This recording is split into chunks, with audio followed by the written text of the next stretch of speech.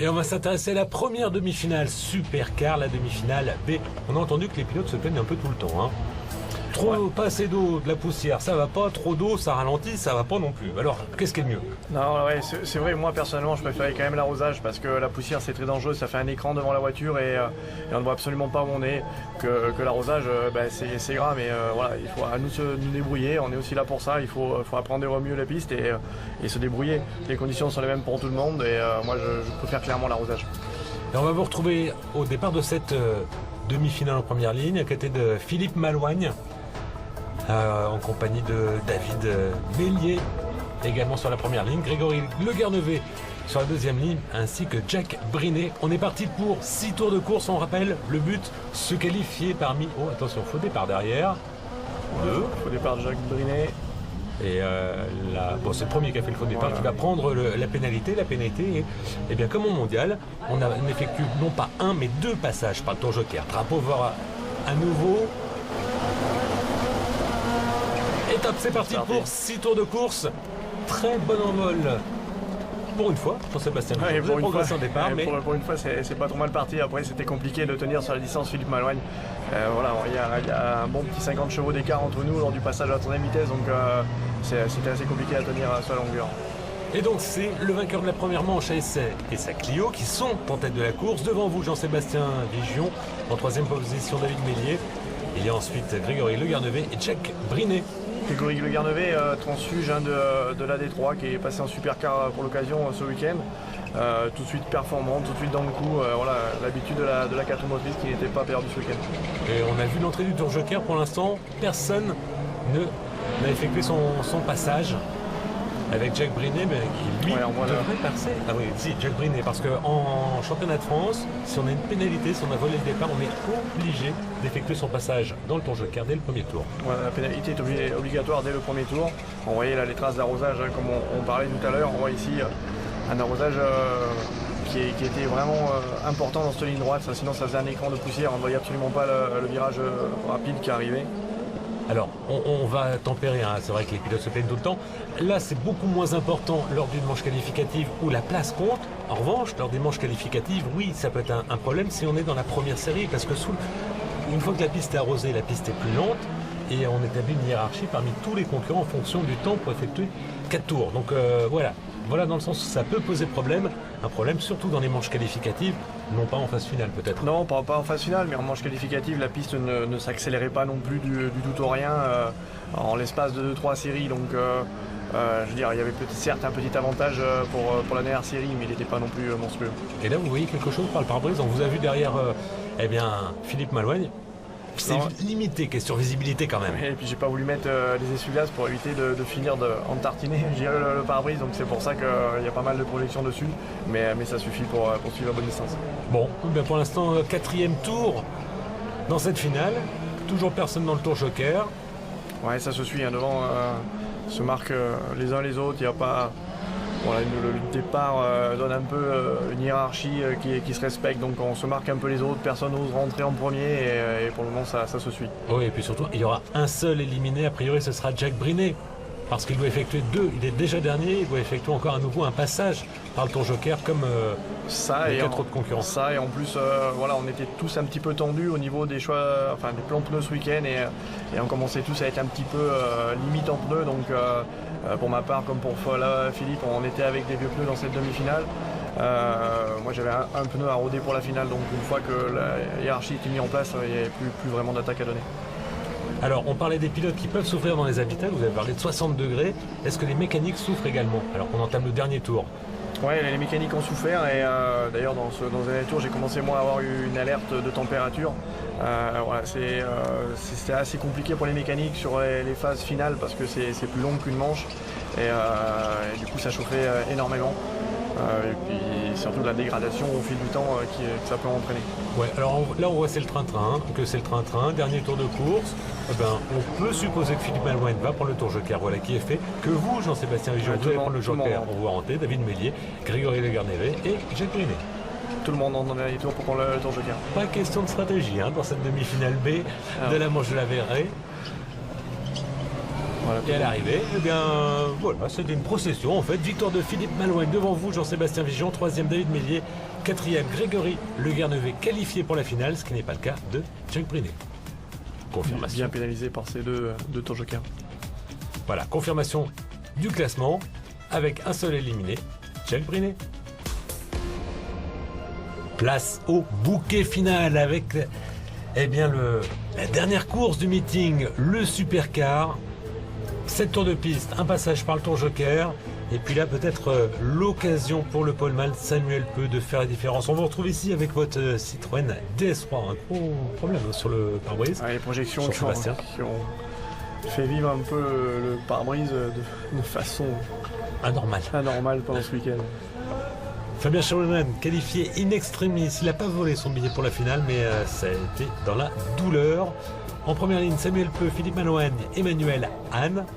2 Peugeot 208, une Clio. Sur la deuxième ligne, 2 DS3, la vôtre, Jean-Sébastien, et celle de David Mélier. Et David Mélier en Dacia Logan, normalement. Fabien Chanoine et sa Clio. Grégory Guernevet sur la troisième et dernière ligne, drapeau vert. Procédure. Ouais, faux départ d'Emmanuel Anne. Anne. J'ai l'impression, alors on va voir s'il est comptabilisé, mais j'ai l'impression que c'est le cas également de David. Je pense qu'Emmanuel est parti un petit peu avant David Mélier. Emmanuel Anne, faux départ, David Mélier, j'ai un doute. Alors c'est Emmanuel Anne, voilà. Ouais. Faux départ pour Emmanuel Anne et du coup 2 passages par le tour joker. Ils sont donc obligés de passer dès le premier tour dans le tour joker. Ça ne va pas hier sur les casques. Hein. Déjà il fait chaud dans les voitures, Ouais, mais c'était on long. renouvelle la procédure.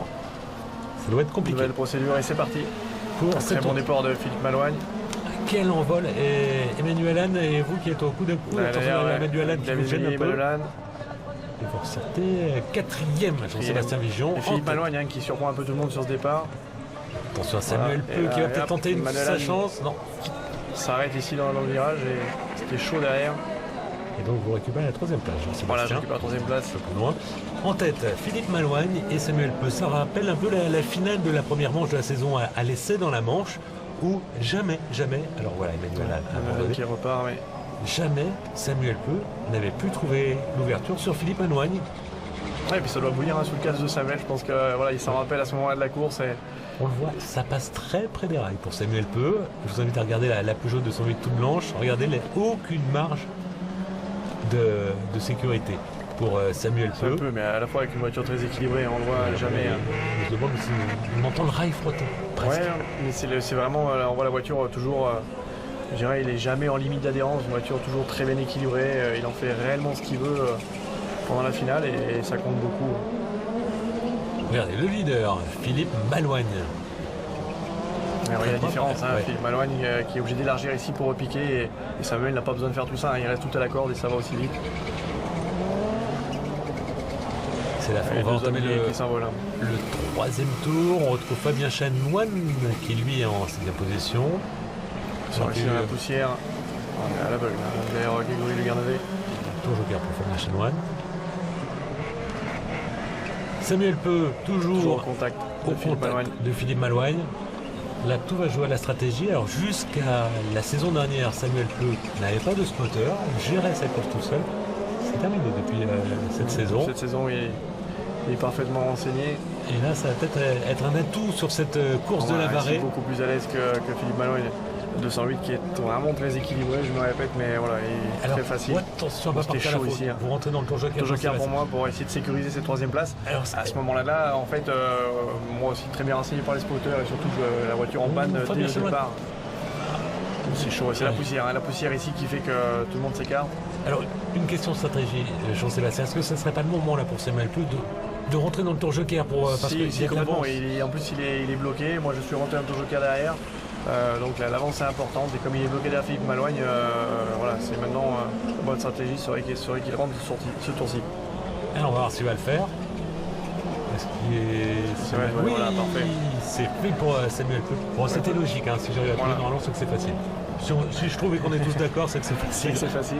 En tout cas, il ressort 2e Samuel Peu devant vous, Jean-Sébastien Vigeon. Ouais, moi qui suis en panne depuis le départ, avec des alarmes qui se déclenchent partout. Donc le seul but pour moi, c'est d'arriver en petit Non, on voit Donc, rien, c'est final, là. les contacts C'est ici Fabien pour Chanoine. Fabien Chanoine, hein, qui Il y a est un dans la problème à poussière. ouais, à Dans la l'avant poussière gauche. qui a été percuté le rail. Il est sur 3 roues, me semble-t-il. On est avec David Olivier, Qui est 5e, derrière David Mélier. 4e. Il n'y a que Philippe Ballogne maintenant à prendre le tour joker. Ici. Bon. Un petit vous rythme battez, pour moi. ça, ouais. Petit rythme. Allez, tour joker pour Philippe Malouane, le leader. Ouais, ben c'est passé. On a entreaperçu Samuel Peu. Samuel Peu qui prend tous les risques ici dans la descente avec un freinage dont il est le seul à avoir le secret. Et ça passe pour Samuel. Et c'est passé pour Samuel Peu, alors qu'il reste encore 2 tours à couvrir. Pourquoi pas sa première victoire de la saison 2019 à Samuel Peu. Et une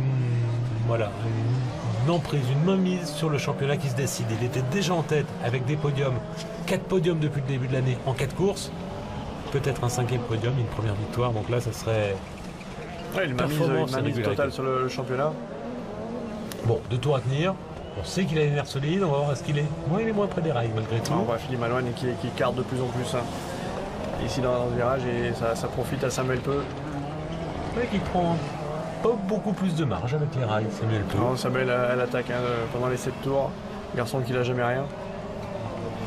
Dernier tour de course, alors que on suit Grégory Le Garnevet. Mais on voit David Mélier également qui s'est arrêté ici, qui a été piégé par la poussière également dans cette descente. Bon, Philippe Malouane en 2e position, à bonne distance de Samuel Peu. Mais Samuel qui se dirige vers sa première victoire de la saison. Bon, on prend un peu de marge, j'ai l'impression, de la part de Samuel Peu. À la régulière, ça va être dur de le dépasser. C'est les derniers virages. Voilà qui est fait, on va tourner à gauche et couper les lignes d'arrivée. Voilà qui est fait, victoire de Samuel Peu devant Philippe Malouane qui est renoué avec le podium après quelques courses difficiles. Premier podium de la saison pour vous aussi, Jean-Sébastien, ici Ouais, avec premier ses... podium qui fait du bien malgré une finale très compliquée. Oui, mais podium. Oui, c'est ce qui compte. Il n'y a que le résultat qui compte, comme on dit. Et voilà, ça fait vraiment du bien pour toute l'équipe. La 4e place pour David Olivier, la 5e pour Grégory Le Garnevet, 6e David Mélier qui a abandonné, de même que Fabien Chanoine et Emmanuel Anne.